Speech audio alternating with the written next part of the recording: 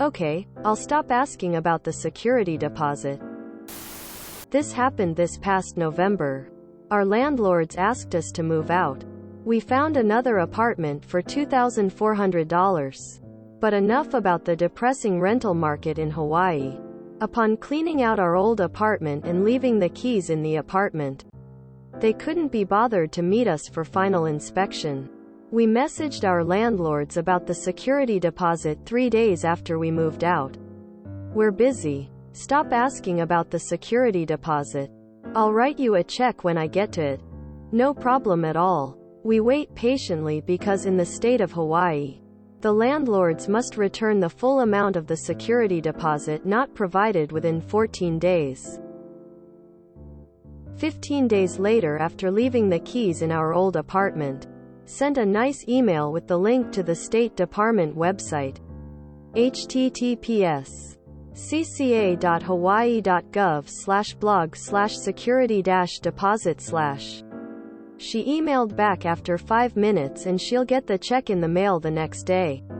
Happy to get the full security deposit back. We did clean our old apartment. Probably even better than we moved in. Had my landlord refused to give me my security deposit, took pics and had cleaned the entire apartment. Better than new. Even had new spackle filled all nail holes. Painted everything back to the way it was in better. Even caulked up all the little holes. The apartment was immaculate. Had before and after photos. Gave him time to give me a check. Said I trashed his apartment and that he even billed me cleaning fees. And had pics clearly photoshopped so terribly done. Took him to all claims he didn't expect me to go that far. Judge looked at his photos. Looked at mine and even had the current resident living there, a friend of mine, show up with photos of the place. 5 times the security deposit back. Judge told him he's lucky he didn't throw him in jail for lying to the court. Brother-in-law was arguing with landlord about security deposit. Offered to settle for a small deduction to cover some legitimate damage. But landlord wanted the whole thing. Finally, landlord goes to small claims over this amount. We go. And the landlord had missed a 14-day deadline to dispute claim on the deposit. When the judge asked why, the property agent said, "Does it matter?" in a really rude, curt tone. I had to stifle laughter as the judge said, "Well, it is the law." Proceeded to tear shreds off the property agent. Didn't even ask my bill a single question and just awarded the full amount plus costs. After scolding the property agent for a while. Had an old management company say they were going to come through and show the house at random times. We were moving out anyway. I told them fine. My friends and I are nudists and will be happy to show them around, but we'll be naked the entire time. They pretty quickly emailed back and asked what times would work for us. We worked out a schedule. Don't try and force something on me. The property manager at my previous apartment complex told me that the deposit check needed to be issued to her and she would give me a call when it was in. No ma'am. It doesn't work that way. I received it after writing the actual management company. I wonder how many people didn't get their checks. I would have waited well beyond the 14 days. In some jurisdictions, that kind of procrastination can result in treble damages. When they asked you to move, did they offer a severance pay to move? Just curious, cause here in California mine did. I had a landlord that tried to invent damage to keep the security deposit. He lived out of state and when he was a few days from the cutoff treble damage state, I called his wife and said I would hate to sue, but considering they refused to do a walkthrough and didn't offer an itemized damage list, I would be doing so for triple the amount in 3 days. She cut me a check that day and mailed it out. I read the page you linked to. Too bad there wasn't a penalty. Say 3x the deposit amount. for not returning or notifying why the deposit wasn't returned by 14 days. Some 30 years ago when I was moving, I was out of my old place about 2 weeks before the end of the month rental period and was gradually cleaning it after work. One day I arrived and there was a maintenance crew prepping the place for the next tenant. I went down to the management office on the ground floor where the owner told me they were deducting some value because I hadn't cleaned a ceiling vent in the bathroom. I was in my early 20s, but confident enough to point out that they were in my apartment while I was still a tenant and that no, they were not going to charge me a fee to clean something while I was still a tenant. They backed down and gave me the full deposit. Decades later I rented from them again, same owners, same building, and I documented everything on move-in. Oh, don't worry about the knife marks on the counter. We know they're there. No. You're going to explicitly note everything on the move-in inspection. Planning for the future when I moved out and knew it would be their word against mine. We take move-in and move-out photos. A friend of mine was hit with a cleaning bill that effectively used up all the deposit. Too bad for landlord though that she's a barrister and was expecting shit like that. So presented him with pictures from the day they moved in. Then pictures from the day they moved out. Email correspondence of them asking repairs to normal wear and tear.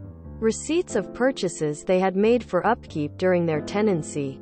And confirmed that she's not afraid to take this further.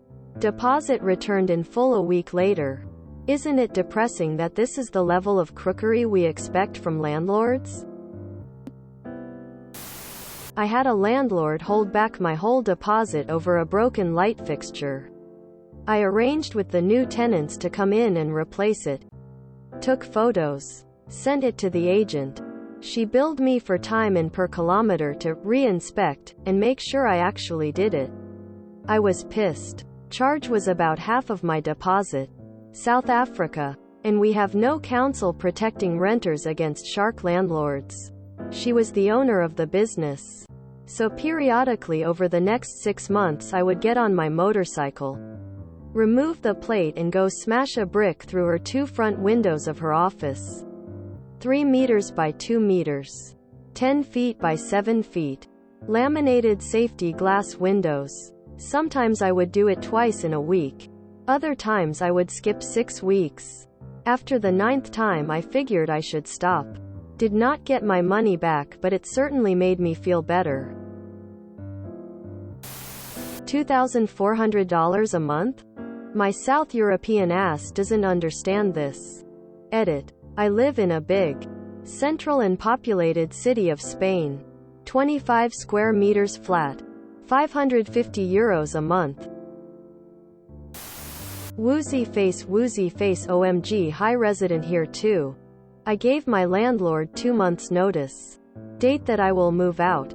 Asked them when we could do an inspection together and sent pictures of before I moved in. Radio silence. So I just assumed it was all good. Asked for my deposit a month later and he started saying this was broken, etc. I just forwarded my previous email and he Venmo'd my deposit within an hour. Woozy face. Giggling in European. On this side of the pond. The deposit, mine is equivalent of 3 months' rent, does not go to the landlord. The landlord sets up a special bank account in my name. Sort of an escrow, where I am to wire the deposit directly. Mine was scheduled incrementally over the course of the first 3 months after moving in. And the bank notifies the landlord that my deposit obligations have been fulfilled. Only when the lease ends and I move out, can the landlord make specific claims towards the bank in a predefined time. Otherwise, the bank automatically unblocks the deposit that sits there in my name. And I can wire it back to my regular account or use it as deposit for the next rental. This way, the tenant is protected from landlord's abuse or whims. By having a legally mandated process inserting a trusted third party in the middle to verify claims. and mediate as necessary. I love hitting people with the rulebook. It brings me so much joy. It's limited to 1 month's rent? Where I come from, they can charge you literally any amount. And they do. Edit. There are currently 22 states which do not have limits on deposit amounts. This is probably not going to get a lot of traction, since it's going to show up down the thread.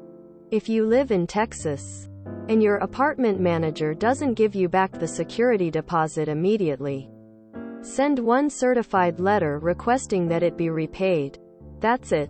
Then wait. Don't keep reminding them. If the full amount of your security deposit is not returned within 30 days, minus any damages that they must provide documentation and justification for, you are entitled to triple damages. And it is an open and shut case. Show proof of your move-out date.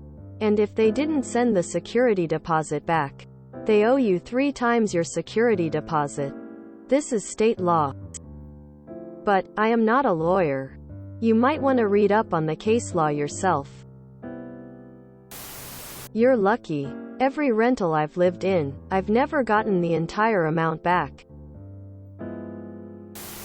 If you are supposed to have the deposit in your hands at 14 days, there may be an interest clause in the law for days past 14. And that means the check in your mailbox. Twice I had to go to small claims court to get my deposit back. I won. Both times. Along with court costs. If you enjoyed this video, please check out our playlists full of similar content. Epicaricast is like doom scrolling for your ears. Please like, share, and subscribe.